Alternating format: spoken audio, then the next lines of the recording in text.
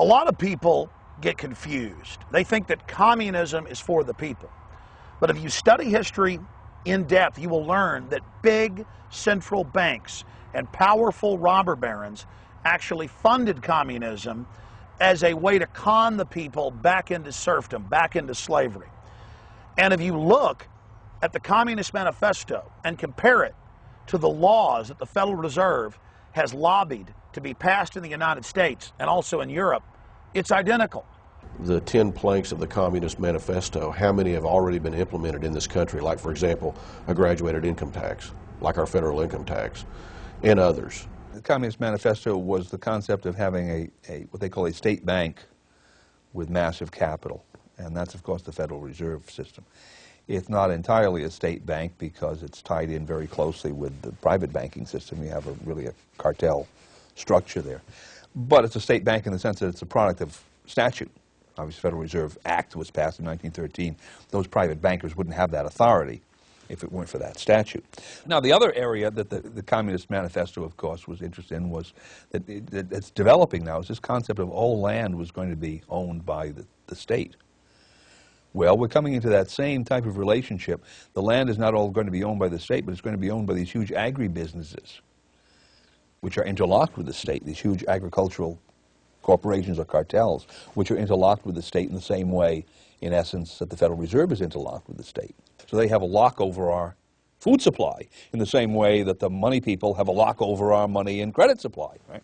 And it's the same structure. What they learned was the communist system of centralized bureaucracy doesn't work. You need to have centralized bureaucracy interrelated, interleaved, if you will, with quote-unquote private enterprise. Communism is an evil theory.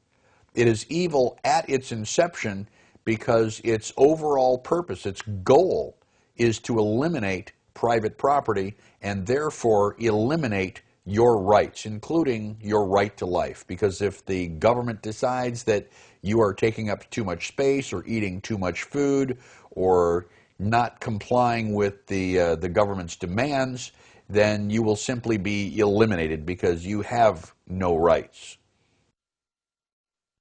This is a very sophisticated, nuanced issue.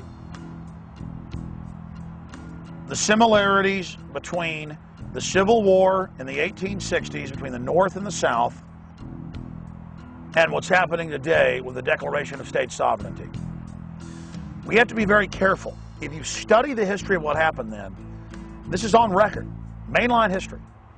The British came in and funded the South to begin breaking away from the North, knowing that it would create a protracted war that would weaken the entire system. Whereas what we're talking about today in terms of these state rebellions, if you will, against federal usurpation is the same in essentially every state. Now, it may not be the same in the sense that the legislature of Massachusetts may not feel as threatened by national health care as the legislature of South Carolina does, but there are a heck of a lot of people in Massachusetts who feel threatened, and a heck of a lot of people in South Carolina who feel threatened.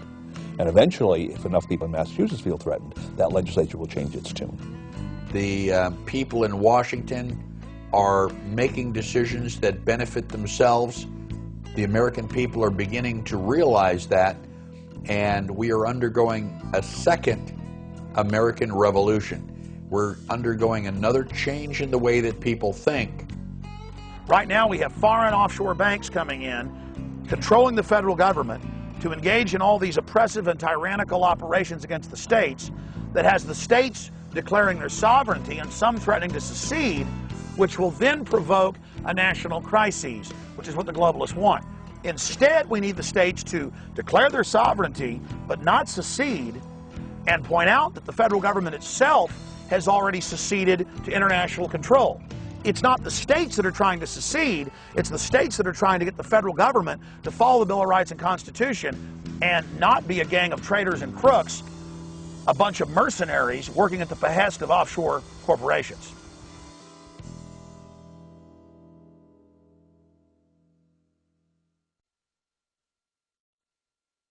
By order of the Chief of Police, clear this area, or you are subject to arrest.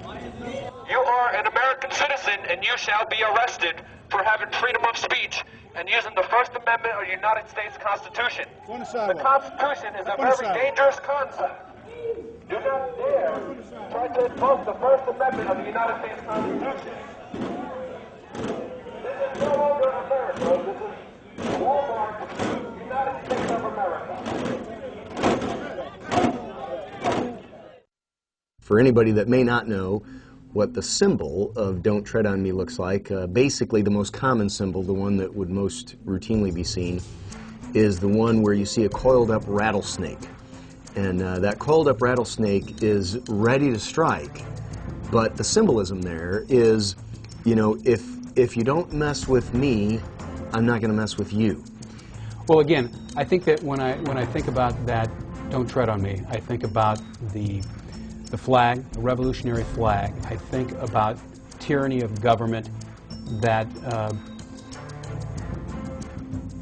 hoisted on a people from a very long distance away. Again, that idea of government being close to the people. I do this for my children.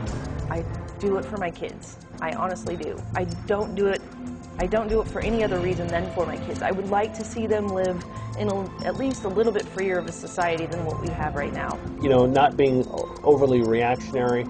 Personally, I would like to see people just band together and say, no, we're not going to do this.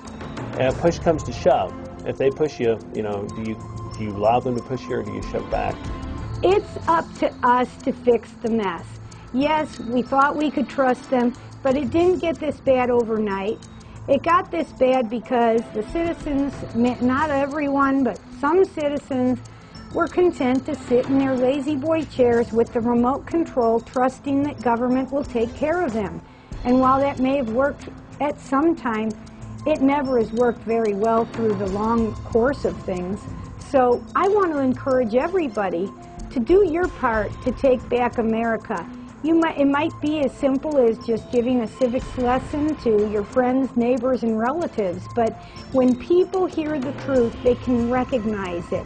And there's no reason we have to throw away the principles that made us the greatest nation on earth. We need to get organized on the local level, precincts. Organize in the precincts, organize so that you can turn out voters who believe your way is the main step in turning things around. During a presidential campaign, the 9 months before that is not the time to start trying to get enough people out to support your candidate. It's important for citizens to get involved. Become a candidate for public office or find a candidate for public office that you support and get engaged in electing people who will express a devotion to a commitment to the clear principles of the United States Constitution. I have never seen my constituents and people across Missouri so engaged, and I'm sure it's like that in all the states. The most important people that you can elect that know and understand the Constitution and their responsibility to protect you is your county sheriff and your governor. If you can get those two people on board with protecting you from tyrants, we'll win this battle, and we'll keep this battle and these tea parties peaceful. If not, we're going to watch our country continue to die, and instead of throwing tea in the harbor, we're going to start throwing politicians. That is in Article 1, Section 8 in the enumerated powers of the Constitution, and if the federal government says they're going to cut off highway funding, for example, for a state, then we should be well within our rights to say that, okay, well, we're going to cut you off then of all federal tax receipts until you release those funds that we have given you to fulfill your enumerated powers. But the good people of America, through the Patriot Uprising, the Tea Party movement, have banded together and made it clear to our government that we just aren't taking anymore. We're not going to sit back and allow you to perpetrate these things against the American people. We are not going to allow you to just ignore this document called the U.S. Constitution, and it is the people of America, not the politicians, the people of America have stopped health control and tax and charade. Founding Fathers created a country in which the local level is to be the most powerful force on us. If government is going to have any kind of effect on us, particularly it should come from the local level, because that means you can sit down with your local county commissioner or your local city councilman over a cup of coffee or something and say, you know, Harold, I got a problem with this.